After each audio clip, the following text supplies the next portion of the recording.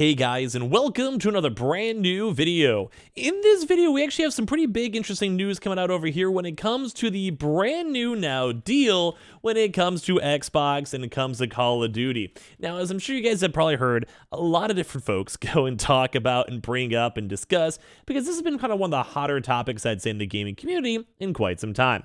Now, when it comes to this stuff too, we finally have the official date and confirmation, and they kind of want to offer, I would probably say, a pretty good contract. Now, I'm going to go talk about this one too, because there's still a little bit of skepticism. There always is, but I think this is good. This is going, making good strides. I feel like there's going to be a lot of good news for both PlayStation and Xbox members, and it does kind of seem pretty good. So we have a very large, very long, very good, that's kind of perverse thing to go talk about over here. So make sure you guys are subscribed with the notifications on, as well for the brand new PlayStation 5 giveaway. We have the Xbox Orbit $500 cash too as well. So make sure you guys hit up that signage over there. Twitter and Twitch for the bonus entries linked down below, and of course the Amazon for the signups and Target links too. And let's dive into the video. So as you guys have been hearing, there's just been a huge debate back and forth when it comes to all of this. We don't know if Call of Duty was going to stay in PlayStation for at the start forever. When it came to only a few years, we just didn't know.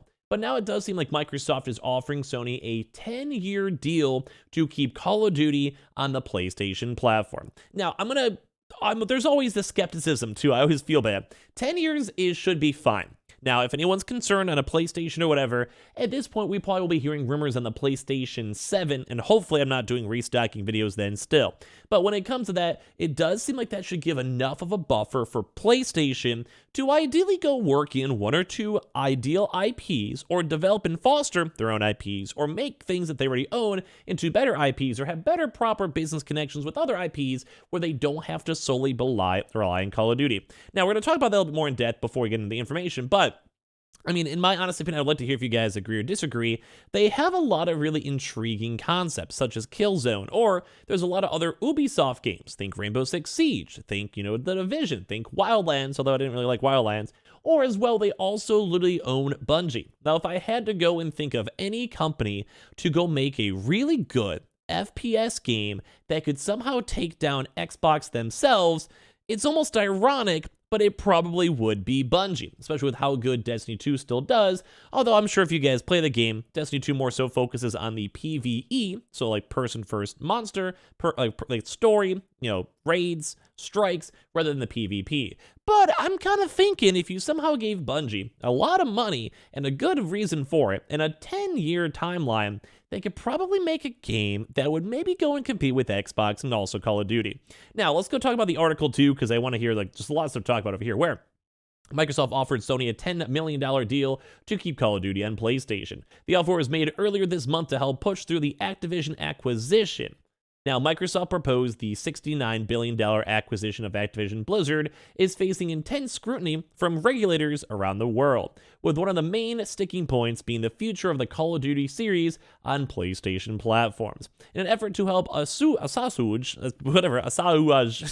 those concerns and push the deal through, Microsoft has now told the New York Times earlier that this month is now committing to a 10-year deal with Sony to then go keep the Call of Duty series on PlayStation consoles. Now, this is intriguing to kind of note too, because before they said several. Now, several could be like 1, 2, and I think a lot of people were expecting like the 3 to 4 year range, because we heard that roaming around. We heard people mention who talk about it or whatever. Now, I would say if you guys have been in corporate America, I've dealt with these games, typically making something from scratch with a 3-4 year buffer is really hard, especially for AAA, because number one, you have to come up with the concepts, ideas, branding, characters, world, lore, story, all of that. But even then, you still have to make it. So you have like the preemptive staging, and then you have the building staging. And even after all that, you still do the quality testing, server testing, player testing, get player feedback. It's really hard to make a proper good game, either from a new studio or with a studio that's not familiar with the process, in a 3 to 4 year period. And that's even worse too, because Call of Duty might be taking a break as of next year, so that also would mean a lot less revenue numbers throughout these next few years as well. So I'm kind of in that boat where 3 years was not long enough.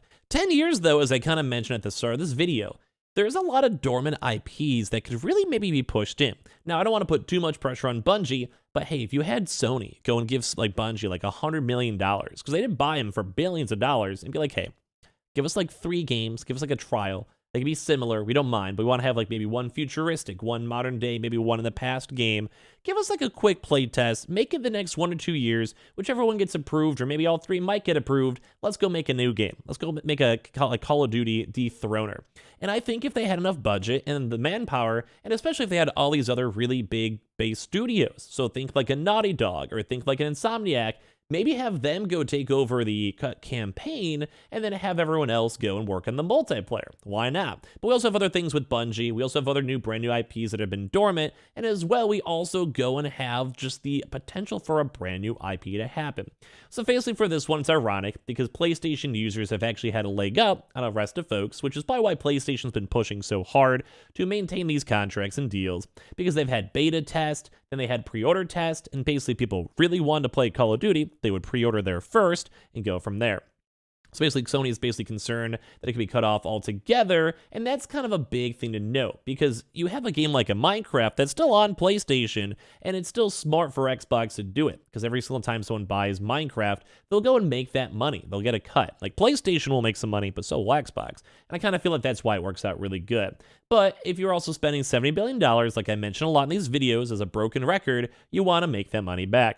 So basically, Sony is concerned that it could be cut off altogether. And then Microsoft said shortly after the acquisition plan was announced that if it wanted to keep Call of Duty on PlayStation, but would know specifically beyond honoring agreements that are already in place, which is why they had a 3 to 4 year agreement date, and that's why everyone was focusing on that date.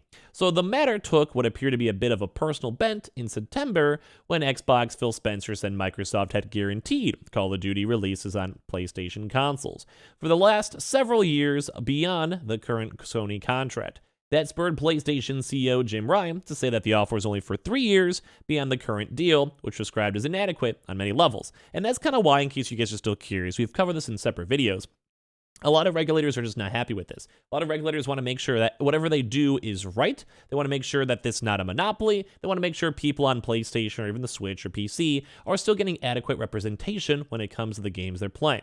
So I like this. I like the idea that at least it's opening up for another 10 years. 10 years is a very long time. 10 years is a very, very good, in my opinion, amount of time to make everything happen. So I think this is a thumbs up. I think this is good. I think this is set. I think this might be a good step forward. Now, I also do agree that 10 years is still kind of broad, because they said that Spencer said Microsoft would continue to release Call of Duty for PlayStation consoles as long as there's a PlayStation out there to ship. Although 10 years is not the same thing, because PlayStation's been around for a lot longer than 10 years already. So this new 10-year offer is a little less broad than that, but also a little bit easier to nail down contractually, and it speaks to Microsoft's determination to make the acquisition happen in regards to Call of Duty and all the other, like Blizzard, etc. So it's going to be much harder than for Sony to wave off the vague promises and the 3-year commitment, and now it kind of puts more of the ball back in Jim Ryan's court. Because I think most people would agree 10 years is a good deal, and at the same time, as I keep mentioning, they could probably go make their own individual game and IP as that goes on. So that's I think it's an okay workaround. Now, as a PlayStation user primarily, man, it would kind of stink if I only had a PS5, but I also play on PC. I think PC gaming is becoming more normalized, and I think a lot of folks that even have a PS5 right now, or a Switch right now, will probably go and segue to PC gaming in the near future too, just because it makes sense. Like, why not? Like, if PC gaming comes cheaper, more accessible, and easier for everyone else, I think it'll be nice to go and see. But yeah, this 10-year contract does seem like this is kind of looking like the next forward step, and now the big thing is, will Sony go and accept it? It would maybe make sense, though, because there is maybe issues of having Activision games, on Game Pass, and we don't necessarily know what they're going to do with that. They're not necessarily sure if Game Pass is going to include all these games day one or not, maybe the second or third month. What about World of Warcraft? No one necessarily knows about that. And basically, Sony also wants to kind of stay off of Game Pass, but at the same time, they kind of want to all commingle. It's almost like Xbox wants so many different things, PlayStation wants so many different things, and it's really hard to find the interconnection between them all as they're doing this. So, it's very intriguing to see what's going to happen with this one. I think 10 years is enough time, and at least we have now the official next step to see if Sony signs it, if they don't sign it, if Jim Ryan wants to fight back, or even try to get more exclusive titles or make it longer, or but maybe potential for renewal. control, whatever it may be. It's still being reviewed by 16 different government bodies in different areas such as the US, UK, EU, Saudi Arabia, Brazil, and all of that. So we'll see more information as time goes on. So make sure you guys are subscribed with the notifications on, as well for the brand new PlayStation 5 giveaway, $500 giveaway, Xbox giveaway. We have the Twitter and Twitch stream down below. We have the Target links. We have the Amazon links too for all the signups too. And I appreciate you guys all so much for watching here in the first place.